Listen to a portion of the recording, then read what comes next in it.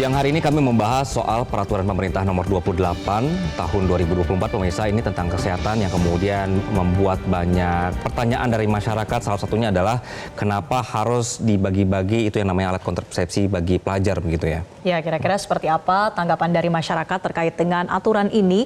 Kami akan membahasnya pemirsa dalam spesial dialog Santap Siang bersama warga dipandu rekan kami Sabdarole dari Makassar, Sulawesi Selatan.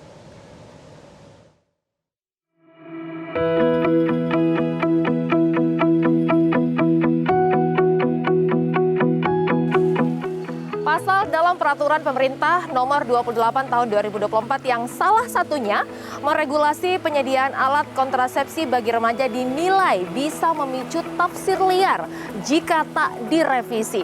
Kurangnya sosialisasi juga menimbulkan pro dan kontra di masyarakat. Ada yang setuju remaja perlu edukasi dan ada juga yang mengkhawatirkan konsekuensi semakin terbukanya seks bebas di kalangan remaja. Saya Sabdarole akan mengajak warga Makassar untuk menanggapi hal tersebut dalam dialog khas Santap Siang di The Foreign yang berada di Jalan Dr. Sutomo, Kota Makassar.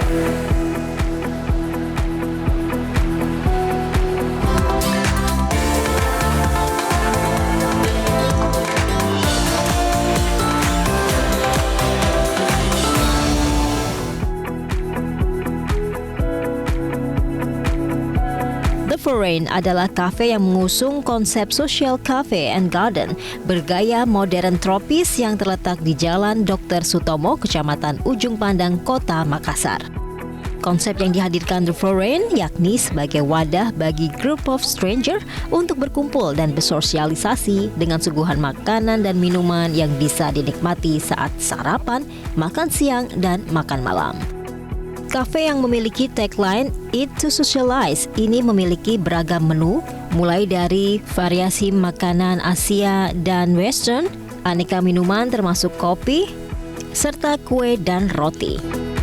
Adapun menu bestsellernya yakni Australian Rib Eye, sop buntut, ayam bakar bumbu Bali, fettuccine carbonara, ice cappuccino, kopi susu aren, Your Detox, dan fresh coconut. Ya, pemirsa, saya saat ini sudah bersama dengan warga Makassar. Ada Pak Hamzah, kemudian Mbak Lina, dan juga Yardi. Dan di meja makan sudah ada santap siang dari The Foreign. Ini ada ayam bakar bumbu Bali, kemudian ada sop buntut, kemudian ada fettuccine carbonara, dan juga ada Australian Rib Eye. Kita sambil santap siang ini dan akan membahas terkait dengan tafsir dan perlu tidak sih sebenarnya aturan penyediaan alat kontrasepsi untuk remaja atau di usia pelajar. Tapi sebelum kita simak dulu informasi berikut ini. Peraturan pemerintah nomor 28 tahun 2024 tentang peraturan pelaksanaan Undang-Undang nomor 17 tahun 2023 tentang kesehatan menimbulkan polemik di masyarakat. Salah satunya adalah isi dari pasal 103 ayat 4 poin E yang turut mengatur soal penyediaan alat kontrasepsi bagi usia sekolah dan remaja. Polemik poin penyediaan alat kontrasepsi itu mengundang tanya Wakil Rakyat di Komisi 9 DPR RI, Neti Prasetyani Aher. Neti menyebut PP yang baru diteken Presiden Jokowi tersebut perlu diperjelas, sehingga tidak muncul anggapan di masyarakat bahwa aturan tersebut justru mendukung terjadinya seks bebas pada usia anak sekolah dan remaja asal aman dan bertanggung jawab. Ia pun meminta PP tersebut segera direvisi agar tidak menimbulkan keriuhan di akar rumput. Baik, kita sambil makan siang. Mari Ki. Iya, saya ke Mbak Lina dulu. Mbak Lina setuju nggak sih pemerintah ini perlu mengatur terkait penyediaan alat kontrasepsi untuk usia sekolah dan juga remaja? Kalau perlu tidak perlu, bukan persoalan perlu tidak perlu sih sebenarnya, tapi apa urgensi ya. Peraturan ini untuk remaja. Nah, apakah memang ada yang harus diperbaiki atau tidak untuk remaja ini? Nah, tapi khawatirnya aturan ini ada karena misalnya pesanan seperti itu. Saya sih melihatnya seperti itu. Aturannya karena pesanan. Pesanan maksudnya apa nih? Bisa jadi misalnya ini pesanan dari produsen alat kontrasepsi. Oh, oke. Tapi belum tentu seperti itu. Nah, kita lihat sisi positifnya saja. Apakah misalnya memang perlu diatur karena persoalan kesehatan reproduksi atau seperti apa. Tapi kalau menurutku lebih bagusnya kalau pemerintah mencegah dengan edukasi. Anak sekolah kan dari sekarang SD misalnya, seperti anak saya. Nah, itu dari SD tuh mereka sudah diajarkan tentang reproduksi dan lain sebagainya. Nah, saya kira kalau saya sih lebih ke edukasi, pencegahan. Oke.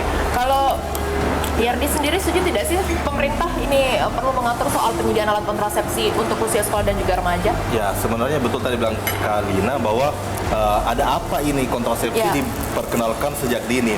Yang penting adalah bagaimana sex education sejak dini, baik dari tingkat SMP dan SMA itu seperti apa. Dan pastinya harus dibarengi dengan norma-norma agama sesuai dengan tradisi kita ya, budaya Indonesia, bahwa memang kita melihat bahwa seks bebas itu adalah hal yang sangat tidak lumrah di Indonesia.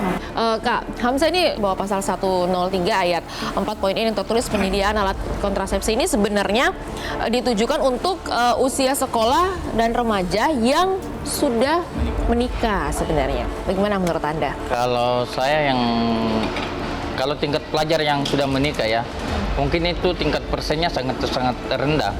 Sangat rendah, jadi kalaupun ada mungkin ya kembali lagi ke privasinya mereka, mau punya keturunan atau tidak, kembalinya ke mereka. Tapi dari tingkat persennya sangat kecil. Ya, jadi saya kira pemerintah tidak perlu melegalkan seperti itu. Kita lihat kan sekarang ya remaja-remaja sekarang masih marak seks bebas seperti itu ya. Apa yang harus dilakukan oleh orang tua untuk lebih mengawasi anak-anak kita? Ya, lebih banyak pendampingan sih sebenarnya ke anak-anak itu sehariannya. Kita pokoknya pendampingan, cerita, ngobrol, kesehariannya mereka habiskan di sekolah seperti apa. Dan mungkin ya anak-anak sekarang kan udah punya handphone.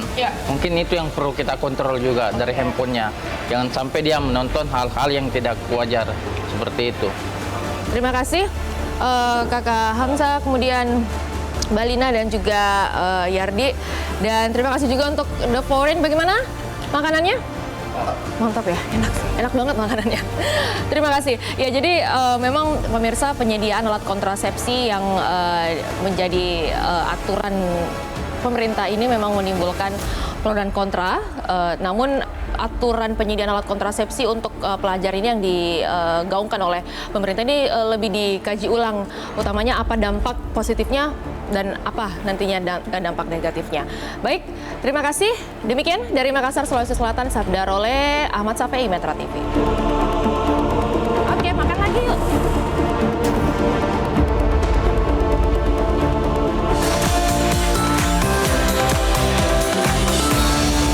Jelajahi cara baru mendapatkan informasi. Download Metro TV Extend sekarang.